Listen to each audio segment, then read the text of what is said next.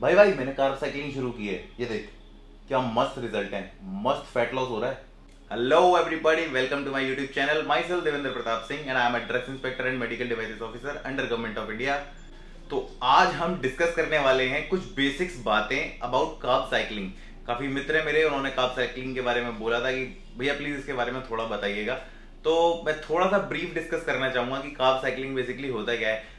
आजकल का जो रूटीन है, आजकल का जो दिनचर्या है लोगों का, उसमें टाइम नहीं मिलता लोगों को फिटनेस को लेके, अपने हेल्थ को लेके, न्यूट्रिशन को लेके, जिसकी वजह से लोगों को काफ़ी ज़्यादा ओबेसिटी की दिक्कत होने लगती है, मोटापा बढ़ जाता है, वेट बढ़ जाता है। तो वेट मैनेजमेंट का एक टेक्निक है कार्ब साइकिलिंग, जिसके बारे में मैं आज थोड़ा बेसिक्स डिस्कस करने वाला हूँ कि कार्ब साइकिलिंग बेसिकली होता क्या है और कार्ब साइकिलिंग कैसे की जाती है और एक्चुअल में ये हेल्दी है या नहीं है, क्या इसमें किया जाता है। तो कार्ब साइकिलिंग बेसिकली क्या होता है। कार्ब साइकिलिंग एक आपका फैट लॉस का एक जरिया है, वेट रिड्यूस करने का एक तरीका है, जिसमें आप क्या करते हैं, हफ्ते के 7 दिन होते हैं। तो आप अपने डेज डिसाइड करते हैं कि किस दिन आपको लो कार्ब डाइट खानी है, किस दिन आपको हाई कार्ब डाइट खानी है। तो लो हाई कार्ब के थ्रू आप अपने इंसुलिन के, जो आपका इंसुलिन स्पाइक होता है, उन सारी चीजों को मॉड्यूलेट करते हैं, जिसकी वजह से आपके बॉडी का वेट लॉस होता है, आपका फैट लॉस होता है। तो कार्ब साइकिलिंग करने से पहले जो सबसे जरूरी चीज है वो आपको अपनी डेली कैलोरी इनटेक का काउंट करना होता है कि आपकी डेली कैलोरी इनटेक क्या है। आप अगर कार्ब साइकिलिंग शुरू करने वाले तो डेली कैलोरी इनटेक का पता करना बहुत ज्यादा जरूरी है। तो डेली कैलोरी इनटेक आपकी एज, हाइट, आपका एक्टिविटी लेवल क्या है, ये सारी चीजों के बेसिस पर आपको डेली का कैलोरी इनटेक पता लग जाता है कि आप क्या कैलोरी इनटेक ले रहे हो। ठीक है ना, वो जो भी आप खाना खाते हो आप, उससे आपको पता लग जाएगा कि क्या डेली कैलोरी इनटेक आपका है। अब आपको पता लग गया है कि आपका कैलोरी इनटेक क्या है, कि आप कितना कैलोरी लेते हो, कितना एक्टिविटी करने पर कितना कैलोरी बर्न करते हो, तो वो सारी चीजें आपको पता लग गई हैं। अब आपको डिसाइड करना है कि आपको डेली कार्ब इनटेक कितनी करनी है। कार्ब इनटेक आपको कितनी करनी है, या आपको डिसाइड करना है अपने लो कार्ब डे के हिसाब से और हाई कार्ब डे के हिसाब से। लोग इन जनरल जो एक्चुअली प्रोसेस लोग फॉलो करते हैं वो क्या होता है, आपको डेली का कार्ब इनटेक निकालना है। तो वो कैसे निकालना है, तो जो जनरल प्रोसेस होता है उसको कैसे किया जाता है, जो भी आपके हाई कार्ब डेज हैं, उन हाई कार्ब डेज में आप 1 से 2 ग्राम पर pound of your body weight, आप इतने कार्ब आप कंज्यूम करने वाले हैं अपने हाई कार्ब डेज में। ओके। और जो लो कार्ब डेज हैं उसमें आप 0.5 to 1 gram of carb use करने वाले हैं each pound of your body weight. तो आपको इस हिसाब से डिसाइड करना होता है कि आपको कितने कार्ब अपने हाई कार्ब डे पर लेने हैं, कितने कार्ब्स आपको लो कार्ब डे पर लेने हैं। तो इस तरीके से आपको कार्ब का मॉड्यूलेशन करना होता है कि कार्ब्स की इनटेक कब कितनी लेनी है। तो इन जनरल कार्ब साइकिलिंग कैसे करते हैं लोग, तो अपने डेज डिसाइड कर लेते हैं वो कि किस दिन उनका हाई कार्ब डे रहने वाला है और किस दिन उनका लो कार्ब डे रहने वाला है। तो लोग बेसिकली क्या करते हैं, 2 दिन लो कार्ब डे पर रहते हैं और फिर उसके अगले दिन हाई कार्ब डे पर रहते हैं। ठीक है ना। या कुछ लोग क्या करते हैं, अपना जिस दिन ट्रेनिंग का स्केड्यूल होता है उस दिन वो हाई कार्ब डे पर रहते हैं और जिस दिन नॉन ट्रेनिंग स्केड्यूल होता है उस दिन वो लो कार्ब डे पर रहते हैं। तो इसके हिसाब से वो अपना मॉड्यूलेट करते रहते हैं कि कार्ब डे किस दिन पर कैसा होना चाहिए। कार्ब डे आपने स्केड्यूल कर लिया है, लेकिन आपको जो कार्ब्स खाने हैं वो हेल्दी कार्ब्स खाने हैं, आपको होल ग्रेन्स खाना है, लेग्यूम्स खाने हैं, वेजिटेबल्स खाने हैं, फ्रूट्स खाने हैं। तो इस तरीके से आपको हेल्दी कार्ब्स का इंटेक करना है। और जितने भी प्रोसेस्ड कार्ब्स होते हैं, रिफाइंड ग्रेन्स हो गए, जितने भी प्रोसेस फूड होते हैं, उनको अवॉइड करना है। वो आपके कार्ब्स में काउंट नहीं किए जाएंगे। यहाँ पर आपको हेल्दी कार्ब्स लेने हैं। और जो एक कार्ब साइकिलिंग का प्रोसेस होता है, ये पर्सन टू पर्सन वेरी करता है। आपकी एक्टिविटी लेवल क्या है उस चीज पे मैटर करता है कि आपका एक्टिविटी का लेवल क्या है। आप नॉन एक्टिव तो नहीं है ज्यादा, तो इन सारी चीजों के ऊपर ये बहुत ज्यादा डिपेंड करता है कि आपकी कार्ब साइकिलिंग कैसी होनी चाहिए। तो जिन लोगों को कार्ब साइकिलिंग नहीं करनी चाहिए या एक हेल्थ प्रोफेशनल के प्रॉपर सुपरविजन में करनी चाहिए, वो लोग हैं जिनको डायबिटिक का इशू है। बिकॉज क्या है, आप कार्ब के साथ खेलने वाले हैं, आप कार्बोहाइड्रेट बेसिकली क्या होता है आप बॉडी में लेते हैं, तो सारा इंसुलिन का लोचा उसी के ऊपर डिपेंड करता है। तो आप बिल्कुल, अगर आप डायबिटिक हैं तो इससे बिल्कुल ना खिलवाड़ करें। पहले आप अपने हेल्थ प्रोफेशनल से कंसल्ट करें और उसके बाद ही आप एक्चुअल में ये कार्ब साइकिलिंग जैसा कुछ भी फंडा आप अपना सकते हैं। ठीक है ना। तो अब बात आती है मेरा क्या ओपिनियन है कार्ब साइकिलिंग के ऊपर। एक्चुअली क्या है, जो ये मैंने आपको basic level of carb cycling बताया है, इससे रिजल्ट कुछ नहीं आने वाले हैं, फ्रैंकली सेइंग। बिकॉज ये बहुत ज्यादा इफेक्टिव प्रोसीजर नहीं है जिससे आपको रिजल्ट एक्चुअली मिलने वाले हैं। तो जो एक्चुअल प्रोसेस होता है, जो एक्चुअल फैट लॉस में काम करता है, that is not your carb cycling, that is cyclic keto. अगर आप सिक्लिक कीटो में जाते हैं ना, तब आपका फैट लॉस होता है एक्चुअल में। बिकॉज क्या होता है, आपके बॉडी में कीटोन्स बनने लगते हैं। कीटोन्स जब आपके बॉडी में बनने लगते हैं तो आपके बॉडी की जो फैट सेल्स होती हैं वो एक एज अ फ्यूल काम करती हैं, और तब वो आपका बर्न होना शुरू होता है। और जब आपका फैट लॉस एक्चुअली में होता है तो ये सिक्लिक कीटो क्या होता है? कार्ब साइक्लिंग तो सुना था आपने, अब ये सिक्लिक कीटो क्या नया बवाल आ गया? तो कार्ब साइक्लिंग मेरे ओपिनियन में कैसे इफेक्टिवली अचीव की जा सकती है? आप 4 से 6 दिन रहिए लो कार्ब्स पर और 1 से 3 दिन रहिए आप हाई कार्ब्स के ऊपर, तब जाकर आपको शायद कुछ इफेक्टिव रिजल्ट मिल सकते हैं अगर आप कार्ब साइक्लिंग के ऊपर जा रहे हैं। अब हम बात करने वाले हैं सिक्लिक कीटो के बारे में। सिक्लिक कीटो क्या बवाल है? क्योंकि मैंने आपको बताया कि कार्ब साइक्लिंग से आपको कोई बहुत ज्यादा इफेक्टिव रिजल्ट्स नहीं मिलने वाले। सिक्लिक कीटो क्या होता है? एक्चुअली सारा खेल वही है, कार्ब को आप अपने कार्ब बॉडी में कार्ब के इंटेक को मॉड्यूलेट कर रहे हैं। तो carb cycling is not just about carb cycling, cyclic keto is a part of a carb cycling, जिसमें आप बेसिकली अपने कार्बोहाइड्रेट इंटेक को खेल रहे हैं। कोई भी प्रोसेस जिसमें आप अपने कार्बोहाइड्रेट इंटेक को मैनिपुलेट कर रहे हैं या चेंज कर रहे हैं, that is a part of carb cycling. आपको बॉडी के अंदर सिक्लिक कीटो एक्टिवेट करने के लिए मिनिमम 3 से 4 महीने की आपको पूरा सिक्लिक कीटो करना चाहिए, मिनिमम 2 से 3 मंथ। इससे कम करोगे तो आपको रिजल्ट नहीं मिलने वाले। और ये 3 से 4 महीने करने के बाद आपको 2 महीने तक नॉन कीटो पर रहना है। बिकॉज मैं बताऊंगा आगे एक्चुअली क्यों आपको 2 महीने नॉन कीटो पर रहना है, क्योंकि अगर आप लंबे टाइम तक कीटो पर रहने वाले हैं तो आपकी बॉडी बहुत ज्यादा सफर करने वाली है। बिकॉज उसके लिए क्या होने वाला है ना, ग्लूकोज एक हवा हो जाएगा। तो आपको ध्यान रखना है कि 2 महीने का गैप लेना है। अगर आप 3 से 4 महीने तक सिक्लिक कीटो पर रहे हैं तो 2 महीने उसके बाद आप गैप करेंगे, ताकि आपकी बॉडी ये ना भूल जाए कि हाँ कि ग्लूकोज होता क्या है। बॉडी के अंदर जो ग्लूकोज आता है आप कार्ब्स खाने से, तो उस बॉडी को याद दिलाना है कि glucose is a part of your body. वो उस चीज को भूल ना जाए कि हाँ कि ग्लूकोज भी कोई एलिमेंट था। 2 महीने तक उसको ऑफ करने का एक ही जो सबसे मेन पर्पस है, to remain your body glucose tolerant. ऐसा ना हो कि आपकी बॉडी इंटॉलरेंट हो जाए ग्लूकोज के रिगार्डिंग। तो सिक्लिक कीटो में हम क्या करते हैं? सिक्लिक कीटो में अपने बॉडी के अंदर कार्बोहाइड्रेट्स को रिस्ट्रिक्ट कर देते हैं। तो कार्बोहाइड्रेट क्या है? कार्बोहाइड्रेट जब हम बॉडी में लेते हैं तो ग्लूकोज आता है, ग्लूकोज से जिससे हमें एनर्जी मिलती है। अब हमारी बॉडी में सिक्लिक कीटो की वजह से ग्लूकोज की एंट्री बंद है। अब ग्लूकोज नहीं मिल रहा है हमारे अंदर, तो बॉडी हमारी क्या करेगी? ऑल्टरनेटिव सोर्स ढूंढेगी एनर्जी को प्रोड्यूस करने का। तो वो ऑल्टरनेट सोर्स क्या होने वाला है हमारे बॉडी के अंदर? फैट। जो हमारे बॉडी के अंदर स्टोर्ड फैट है वो उसके लिए सोर्स ऑफ एनर्जी हो जाएगा। तो जो फैट्स है वो हमारी बॉडी के अंदर जो स्टोर्ड फैट है वो टूटने लगेगा फैटी एसिड के अंदर और ग्लिसरॉल के अंदर। और इसके बाद स्टार्ट होता है प्रोसेस कीटोन फॉर्मेशन का। होता क्या, हमारा बॉडी के अंदर लिवर है, वो लिवर क्या करता है, ये जो फैटी एसिड्स होते हैं तो वो इनको कीटोन बॉडीज में कन्वर्ट करने लगता है। Ketone bodies like beta hydroxy butyrate, acetoacetate, and acetone. तो ये जो कीटोन्स होते हैं हमारे बॉडी में एनर्जी का पार्ट प्ले करते हैं, हमारे बॉडी में एनर्जी प्रोड्यूस करते हैं, जस्ट लाइक ग्लूकोज। जब हमारे बॉडी में ग्लूकोज नहीं होता है तो इस तरीके से फैटी एसिड से ये हमारे कीटोन्स बॉडी के अंदर बनते हैं, जो सोर्स बनते हैं हमारे एनर्जी का, फ्यूल बनते हैं जिससे हमें एनर्जी मिलती है। तो these ketones are transported in the blood and then taken up by the cells that needs energy. जिसको भी एनर्जी की रिक्वायरमेंट होती है तो ये सारे बॉडी के सेल्स जिनको भी एनर्जी की नीड होगी वो एक कीटोन्स को लेंगे और अपने प्रोसेस को काम करने के लिए, आगे बढ़ाने के लिए इन कीटोन्स से एनर्जी की रिक्वायरमेंट को पूरा करते हैं। हर बॉडी की सेल को है ना एनर्जी की जरूरत है। अब वो पहले क्या था प्रोसेस में, एनर्जी जो होती है हमें ग्लूकोज से मिल रही थी। हम कार्बोहाइड्रेट्स खाते थे, कार्बोहाइड्रेट जैसे ही बॉडी में जाता था ग्लूकोज बनता था और ग्लूकोज से हमें एनर्जी मिलने लगती थी और हमारे को ताकत आ जाती थी।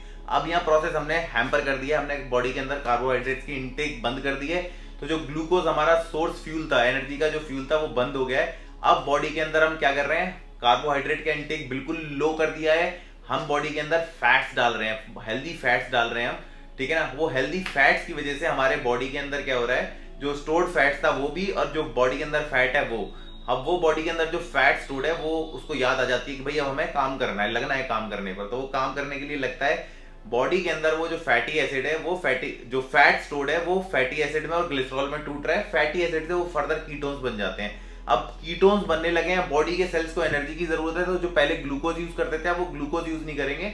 इन कीटोन्स को वो पूरे ब्लड में फ्लो होते हैं और वो ब्लड फ्लो में जाते हैं, पूरी सेल्स में जाते हैं। तो जिस सेल्स को एनर्जी की जरूरत होती है वो उन कीटोन्स को लेके यूज करता है और अपने आप अपने प्रोसेसेस को चलाता रहता है। अब आप यहाँ पे बात को समझिएगा, आपकी बॉडी में कीटोन्स बनने लगे हैं, ठीक है ना, आपके बॉडी में कीटोन्स बनने लगे हैं।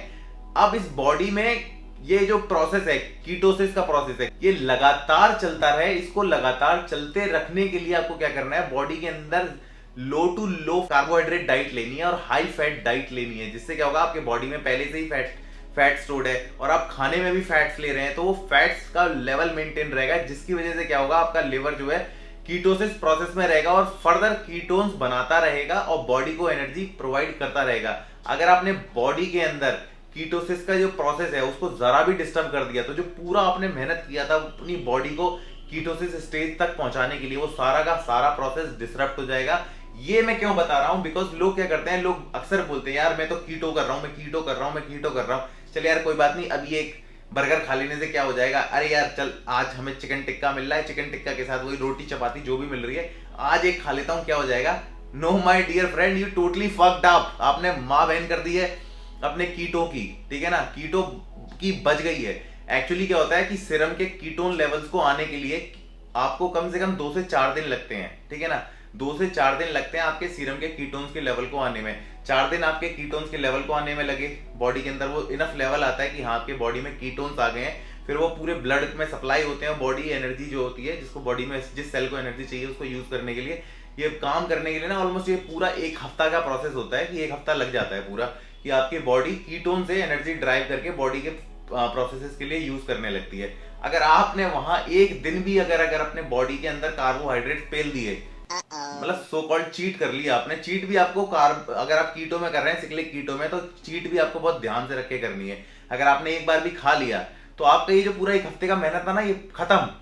अब आपका 1 हफ्ते का मेहनत खत्म, आपका कीटो यहाँ पे टूट गया, आपके बॉडी को ग्लूकोज मिल गया, आपका बॉडी तुरंत ग्लूकोज को अपटेक करेगा, कीटोन्स का जो प्रोसेस था वो वहीं के वहीं डिसरप्ट हो जाएगा। तो माय डियर फ्रेंड वो पिल गया। अब आपको पूरा वो प्रोसेस दोबारा से रीएक्टिवेट करना पड़ेगा। अगर आप जैसे मैंने बोला ना 3 से 4 महीने तक आपको प्रोसेस मेंटेन रखना है, तब आपको बॉडी में अच्छे रिजल्ट्स मिलेंगे। अगर आपने 1 महीने तक अच्छे से मेंटेन किया था ये, और 1 महीने बाद आपने गलती से खा लिया, तो आपका जो 4 महीने में 1 महीना आपने किया था ना, वो खत्म हो गया, वो वेस्ट हो गया पूरा आपका। अब आप अगले दिन से दोबारा अपनी बॉडी को कीटोसिस स्टेज पे लेके आओगे। आपको हफ्ता 10 दिन दोबारा से लगेगा उस बॉडी को दोबारा से कीटोसिस फेज में लाने में। अब आप 10 दिन दोबारा कीटोसिस फेज में लाने में बॉडी को वेस्ट करोगे, उसके बाद अगले 3-4 महीने फिर आप कंटिन्यू करोगे, तब आपको रिजल्ट दिखना शुरू होंगे। क्योंकि बॉडी का अगर प्रोसेस आपने एक बार भी डिस्टर्ब कर दिया ना, the whole process will be fucked up. Okay, just remember that. Ketosis के काफी सारे फायदे होते हैं, तो जो एक फायदा है उसमें वो है हिस्टोन डीएसिटाइलेज इनहिबिशन, जो कि आपके जीन्स को एक्टिवेट करने में यूज किया जाता है। काफी एक हेल्पफुल प्रोसेस है। अगर आप कीटोसिस करते हैं तो आपको इसका भी बेनिफिट आपको मिलता है। सिक्लिक कीटो में जो एक मेन जो फंडा है, जिस चीज को हमें ध्यान में रखना होता है जब बॉडी एक्चुअली कीटोसिस में जाती है, वो है फैट ऑक्सीडेशन। आपके बॉडी के अंदर जो स्टोर्ड फैट है, अगर एक बार उसका फैट का ऑक्सीडेशन होने लगे और उसके बाद फर्दर कीटोन्स बनने लगे, तो वो बॉडी कीटोसिस फेज में आ जाती है। तो fat oxidation is a step, जो प्राइमरी स्टेप है। तो फैट ऑक्सीडेशन को होने में, मतलब ऑप्टिमल पीक लेवल पर फैट ऑक्सीडेशन होने में बॉडी के अंदर 5 दिन करीब करीब लग जाता है। और जो हमारा माइटोकॉन्ड्रिया होता है, एक बार में एक टाइप की एनर्जी को यूज करने के लिए एफिशिएंट होता है। ऐसा नहीं है कि वो 2 टाइप का एनर्जी आप दोगे तो वो उसको यूज कर लेगा। वो एक टाइप का एनर्जी यूज करने के लिए एफिशिएंट होता है। अगर उसको कार्ब्स मिलते हैं तो वही कार्ब उसके लिए बेस्ट फ्यूल है। वो फटाफट कार्ब लेगा, ग्लूकोज लेता है, फटाफट उससे एनर्जी प्रोड्यूस करता है। Mitochondria is efficient using 1 type of fuel. ध्यान रखिएगा, ठीक है ना, एक टाइप का फ्यूल यूज करने के लिए इफेक्टिव होता है। और ग्लूकोज सबसे आसान फ्यूल है, तो वो पहले प्रेफरेबली उसी को यूज करता है as a source of energy.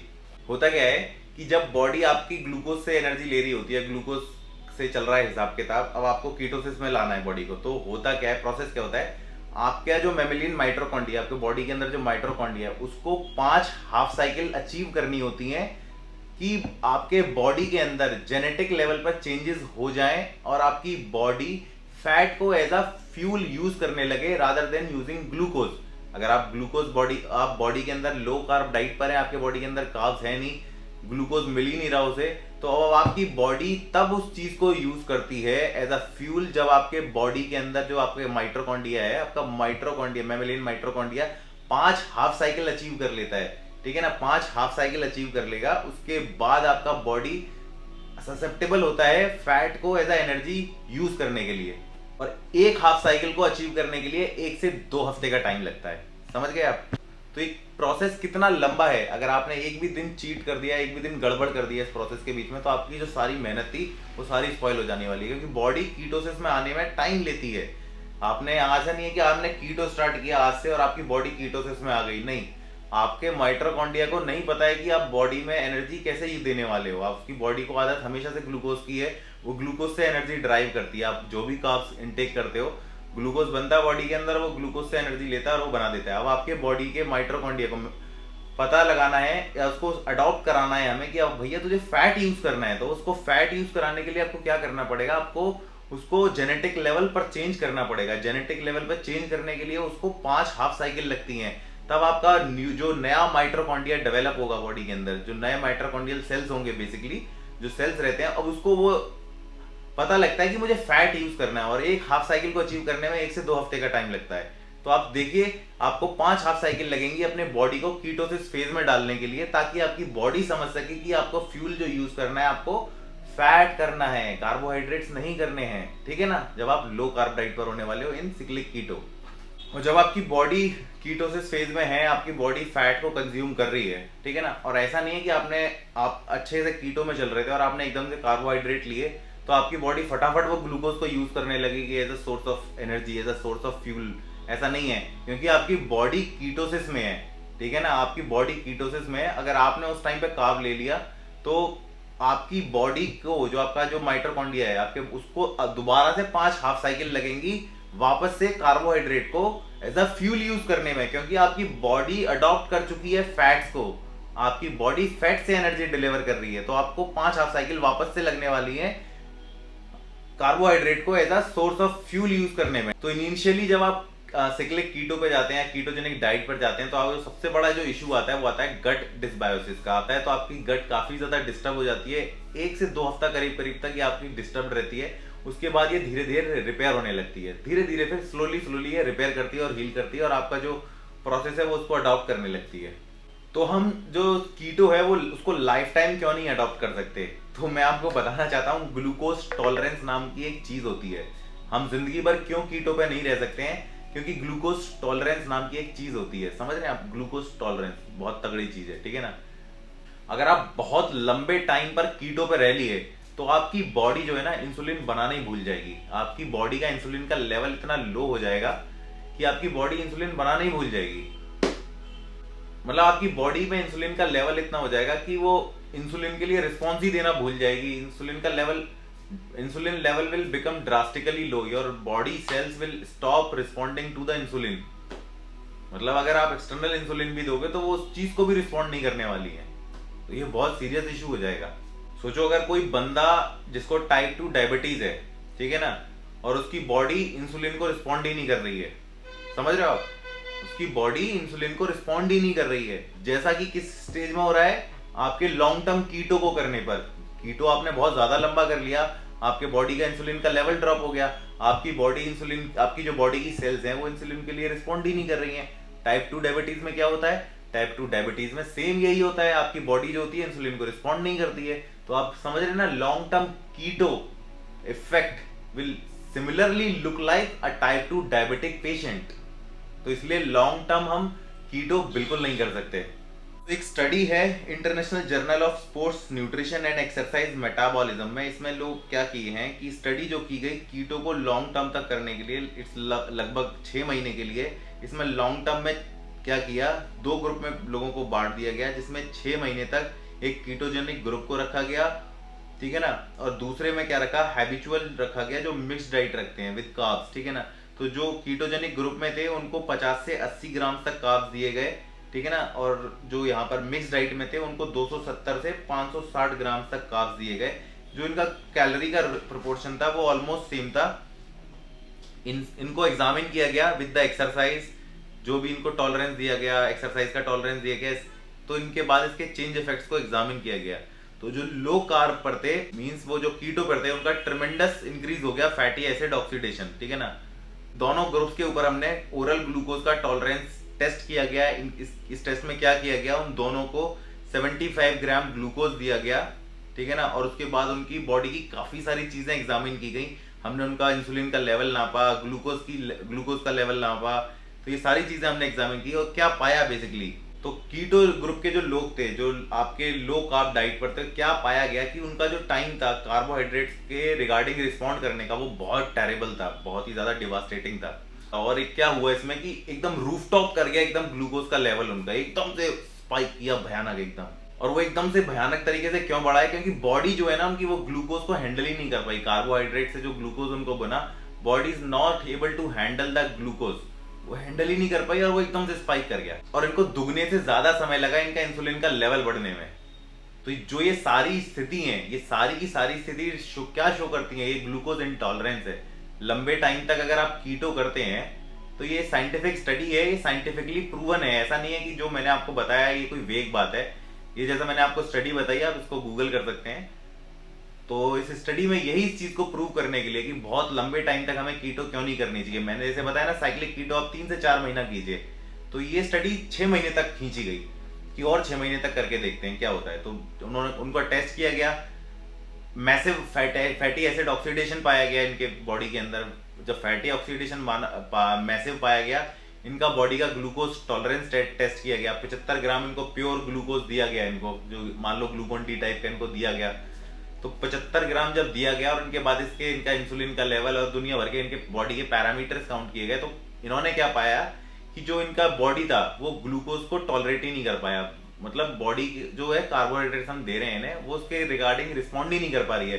Glucose का लेवल एकदम रूफ टॉप चला जाता है, एकदम भयानक बढ़ता है। क्यों? क्योंकि जो बॉडी में जो बॉडी का मैकेनिज्म है वो ग्लूकोज को हैंडल ही नहीं कर पाया, डज नॉट टॉलरेट प्रॉपरली। तो जिसकी वजह से वो एकदम से हाई कर गया और जो इंसुलिन का लेवल है वो बढ़ने में इनको डबल से भी ज्यादा टाइम लगा। तो it's what is this all called, this is all glucose intolerance.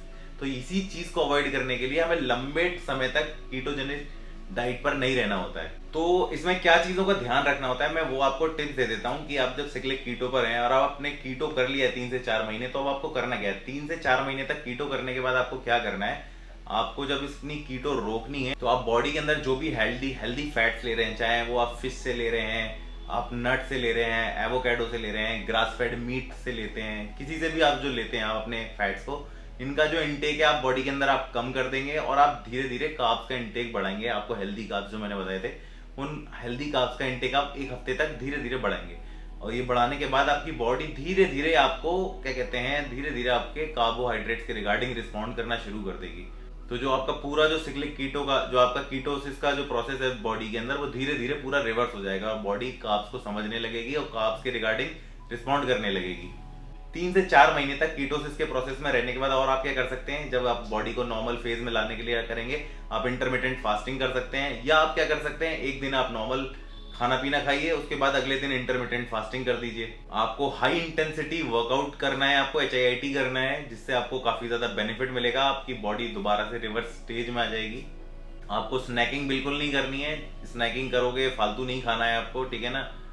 जिससे क्या होगा, अगर आप फालतू की स्नैकिंग करोगे आपका दोबारा से इंसुलिन लेवल बहुत हाई शूट करेगा। तो आपको कोई भी स्नैकिंग को अवॉइड करना। सॉल्युबल फाइबर्स को आप ज्यादा से ज्यादा खाइए, फ्लैक्स सीड्स हो गए, चिया सीड्स हो गए, एस्पार्गस हो गया, इस तरीके के आपको सॉल्युबल फाइबर्स ज्यादा से ज्यादा खाने हैं अपने डाइट के अंदर। तो ये पूरा प्रोसेस है साइक्लिक कीटो का। ये सुनने में थोड़ा कॉम्प्लिकेटेड लगता है और एक्चुअली इसको करना कितना फीजेबल है ये आपको देखना है। मैंने साइक्लिक कीटो आज तक नहीं किया है, मैं मस्त खाता हूँ और मस्त रहता हूँ। मैं सिर्फ वर्कआउट पे ध्यान देता हूँ, अच्छा वर्कआउट कर सकूँ। डाइट में प्रोटीन का इंटेक थोड़ा आप जितना मॉड्यूलेट कर सकते हैं। एक्चुअली हम वर्किंग लोग जो होते हैं उनको टाइम नहीं मिलता है ये सब डाइट वाइट करने का, लेकिन मैं ऐसा डाइट को बहुत ज्यादा फोकस नहीं करता हूँ। खाना पीना जैसा तैसे हो जाता है और जहां जो ठीक मिल सकता है कोशिश करता हूँ हेल्दी खा लूँ। कुछ नहीं मिलता है तो अंडे वंडे से जो भी हो पूरा कर लिया, राइस अंडे खा लिए। तो अभी तो आजकल यही चल रहा है, अंडे दबा के खा रहा हूँ मैं, क्योंकि मैंने पाया कि मेरे को बॉडी में एक्चुअली अंडे से एलर्जी नहीं थी, मुझे कॉफी से एलर्जी थी, जिससे मुझे पिंपल्स हो जाते थे। तो कॉफी पीना मैंने बिल्कुल बंद कर दिया। ऑल्दो कॉफी पीना एक मेरा बहुत ही फेवरेट शौक था, अच्छे अच्छे ब्लेंड्स के कॉफी ट्राई करना मुझे बड़ा अच्छा लगता था, लेकिन मुझे फिगर आउट हो गया कि कॉफी पीने से मुझे पिंपल्स होते हैं। मैंने कॉफी पीना बंद कर दिया। एग्स खा के मैं कोशिश कर रहा हूँ ज्यादा से ज्यादा प्रोटीन का इंटेक पूरा करूँ, क्योंकि मैं बाहर रहता हूँ फील्ड में, तो टाइम नहीं मिल पाता है मुझे ये प्रोटीन का इंटेक करने का। तो egg is one of the best source जिससे मैं अपना प्रोटीन का इंटेक पूरा कर सकता हूँ। तो साइक्लिक कीटो का ये पूरा प्रोसेस है जिससे आपका फैट लॉस होता है। This is all about the carb cycling and how the carb cycling is to be achieved. ये सारा प्रोसेस है। आई होप ये सारी चीजें आपको क्यूमुलेट करके कुछ समझ में आई होंगी और इससे आपको काफी सारा इनलाइटन हुआ होगा जो मैं आपको बताना चाह रहा था। काफी लोग जो मुझसे पूछ रहे थे, और भी अगर आपके कोई डाउट्स हैं वीडियो में नीचे कमेंट्स करके बताइए। I will try my level best to figure out all these doubts which is in your head. तो इस वीडियो को अब मैं यहीं खत्म करता हूँ क्योंकि काफी लंबा हो गया होगा ये सब। मिलते हैं अगले वीडियो में। Till then have a good day.